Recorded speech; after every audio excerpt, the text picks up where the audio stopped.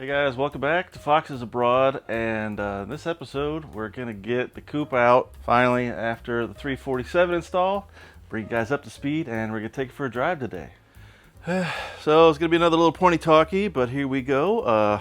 If you guys haven't been following along, this is the 347 out of John's old 347, and finally got it in, finally got it running. It was a challenge because I got it running, but it wasn't running right for a while. And last night I finally figured the problem out, because I had the harmonic balancer with the crank trigger and the cam sync, but since I couldn't use all this stuff here because all this is like neutral balanced, I had to use John's 28 ounce harmonic balancer, and then I had to use his dual sync distributor.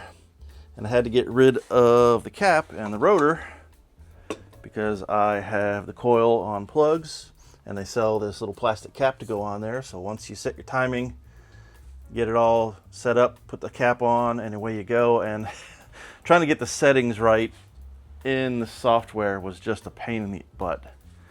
So I take you to ignition parameters. I had to do custom because if you select on like dual sync, Holley dual sync right there, as soon as you select on that, you can't do anything else with the coil on plug. It just configured to that, and that is it. So I had to configure it. It's still the same, one pulse, one fire, digital falling.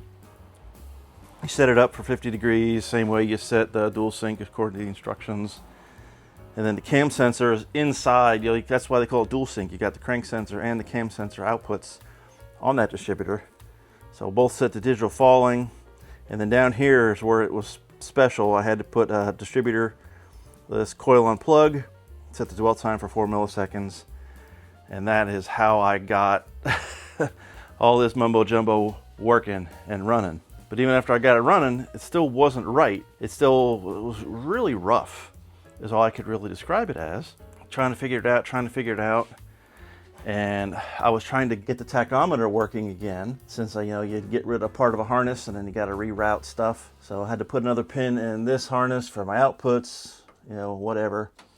Routed in, got the tach working, and then while I was trying to figure out stuff in the software for that, I figured out why it was misfiring. If you go here to rev limiters, it has a soft rev limit of 7,000. Well, underneath of it, low RPM, it was set to 0. So, I don't know, it starts cut and spark at 68 and then full spark cut at 7. I guess that's how that works.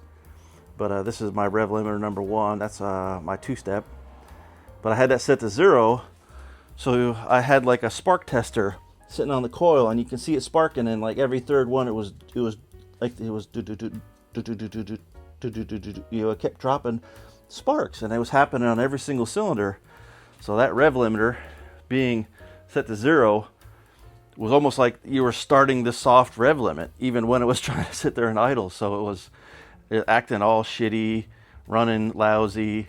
So set it to 6800, and boom, nice steady sparks, and I'm ready for test drive now. I found it funny, the only intake tube I had was the stock stuff. Still the speed density one off the original car, so it works. Had to find the rubber bumpers. There's a brand new air filter in there. It's a pretty big tube, so I don't know or if it's going to be restrictions. It's just not a shiny tube like everybody's used to install in aftermarket, but it really doesn't do much. But I think we're ready to rock and roll. I finally got the exhaust fitted and not rubbing. I think we're ready to go. But yeah. Let's go take it for a spin.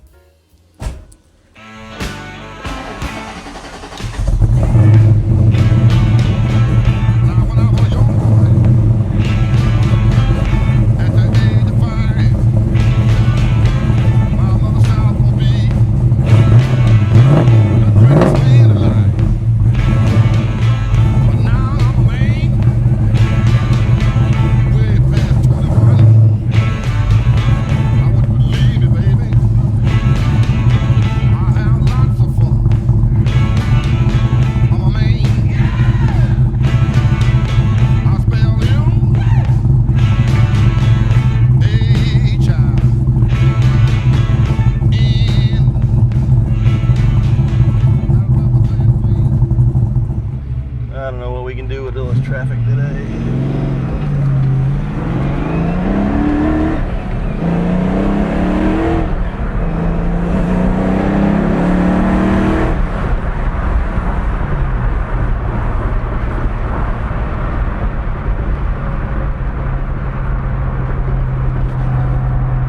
Pretty good, but the steering wheel's just turned.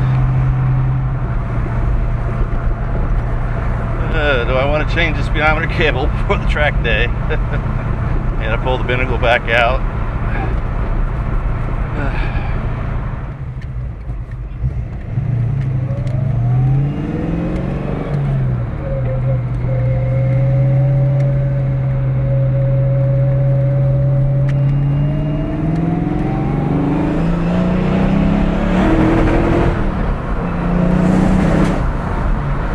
Misfiring.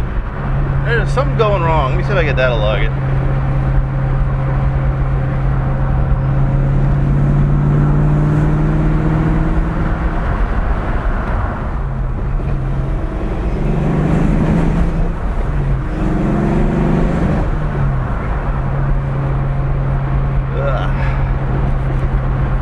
Hopefully that'll tell me something. As soon as it warms up, it starts acting weird. As soon as it cools down, something snaps and it's right back to running good again.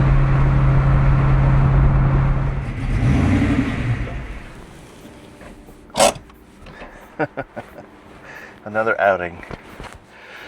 Let's see what the dialogue says now. I've been trying to make a lot happen.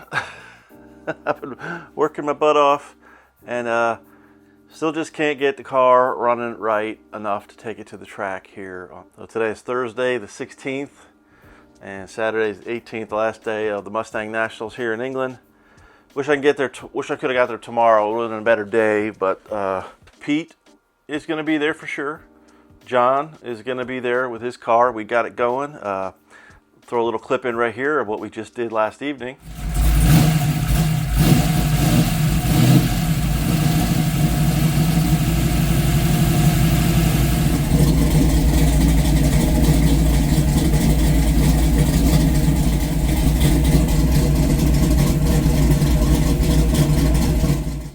So John is up and running. He's just going to be getting some good data so we can drive it around. I mean, the car sounds pretty amazing.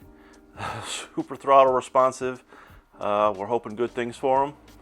We'll take it slow. He should be working on it today and tomorrow a bit, getting it ready. I think he's got just his last minute thing. He's going to put an oil cooler on it and change the oil, and he'll be ready to go.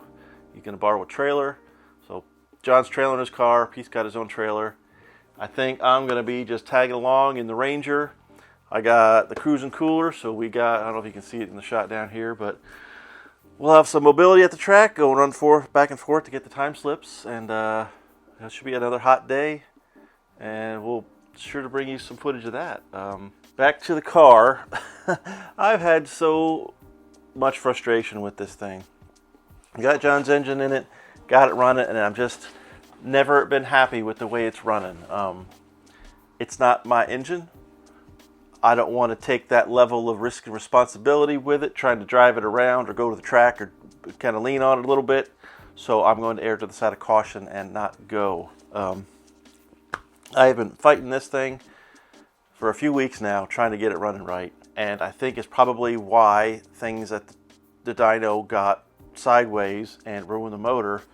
So I don't want to keep pushing with this one, because I think whatever symptoms popped up there are evident of why I can't get this thing running right. I can't tell whether it's ignition timing or fuel or what, but something's acting really weird with it. And right now, all I can do, I can't find anything conclusive in the downloads. I'm going to shotgun a bunch of sensors on it. New O2 sensor, new map sensor, new temperature sensor. I tried both John's dual sync distributor and my dual sync distributor, both the same symptoms. You just be driving down the road, your foot on the gas, you're kind of wanting to accelerate, and all of a sudden you feel like you got like 50% more power than you just had, and then it's off and on, and it's running weird and shitty, and it's just on and off. I can't find it in the data log of exactly what's going on.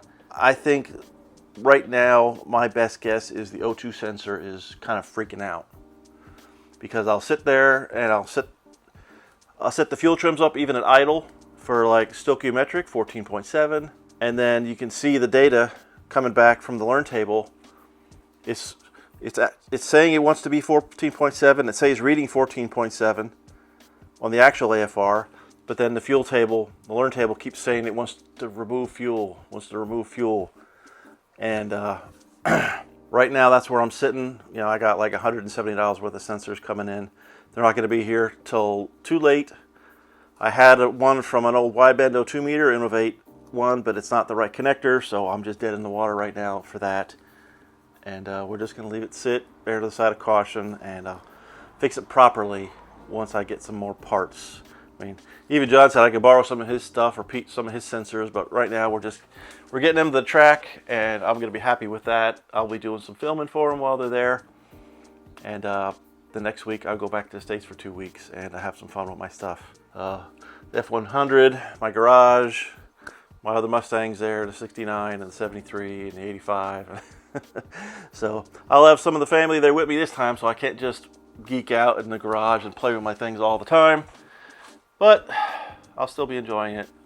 That's where we're at. Footage coming soon. I'm hoping John and Pete will put together a track video with everything that we record. And that's where we're at. I'll see you guys soon. And thanks for subscribing. And yeah, if you follow me to the end, I appreciate you. Take care and bye-bye.